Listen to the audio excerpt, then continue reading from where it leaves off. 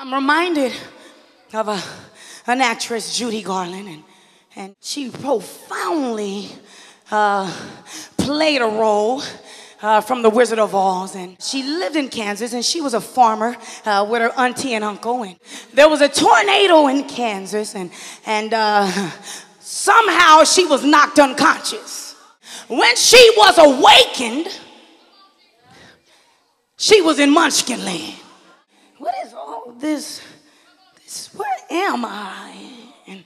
And what happened? I'm used to tornadoes, and they always come, and I've never awakened and ended up in another place that's full of color and full of flowers and full of water and what is going on up in here? And if I could take my dramatic gifting and think on what she was thinking in her mind, or what I would have been thinking in my mind, was I ain't going back to Kansas. But one thing about Dorothy was that Dorothy kept saying, there is no place like home.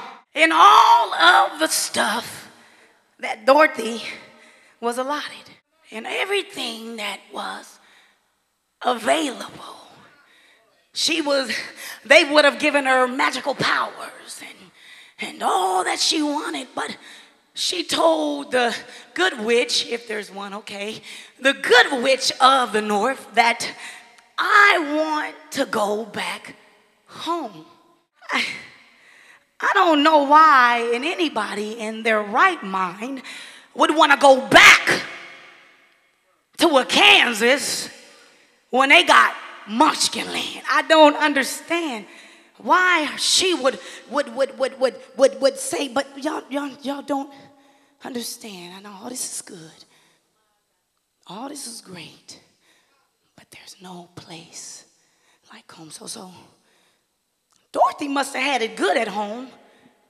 Obviously, if she can look at Munchkins and all that they were availing her and still say, but there's no place like home. David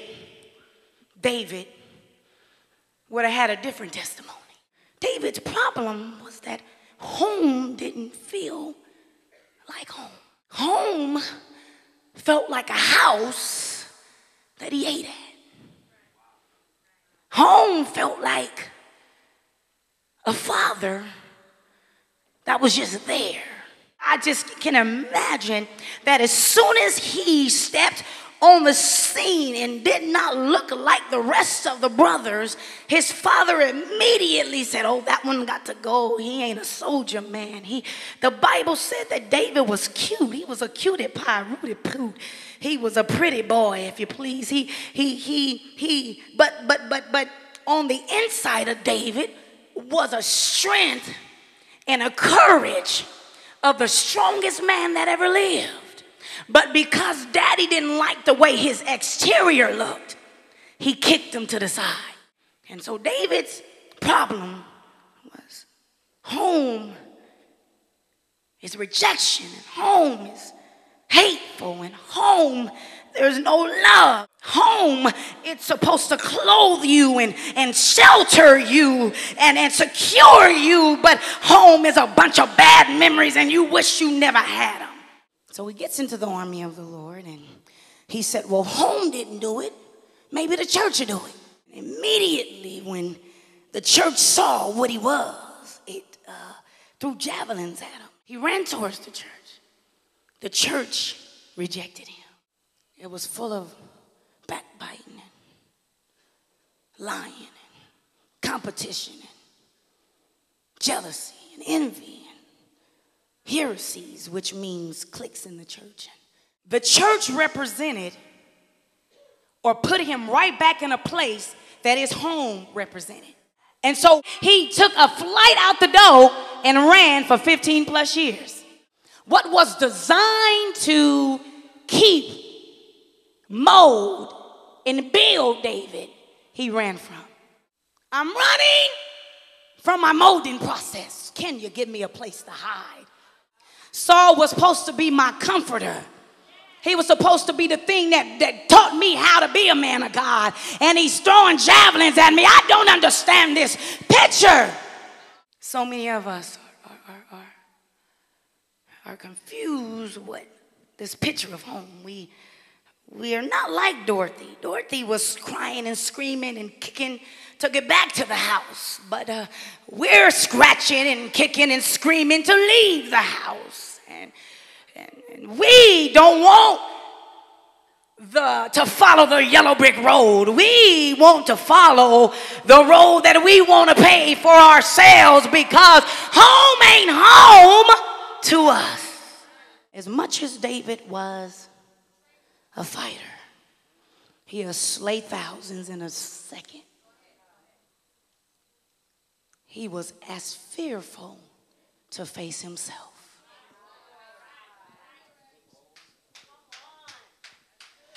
So the giants he slayed externally were the giants that beat him up internally. 15 plus years, y'all. He ran from the anointing. As powerful as David was, do you know what he could have done in 15 years?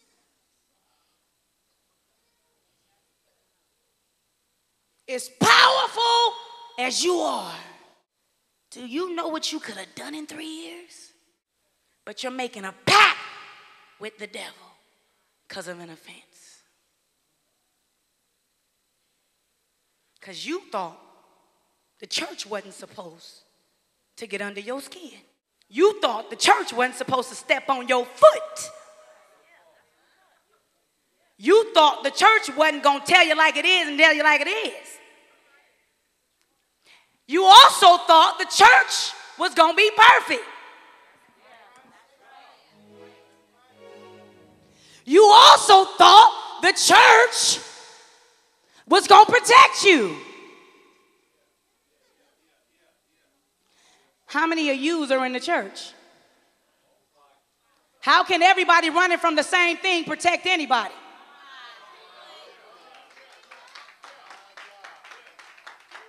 Y'all don't like me because I'm real.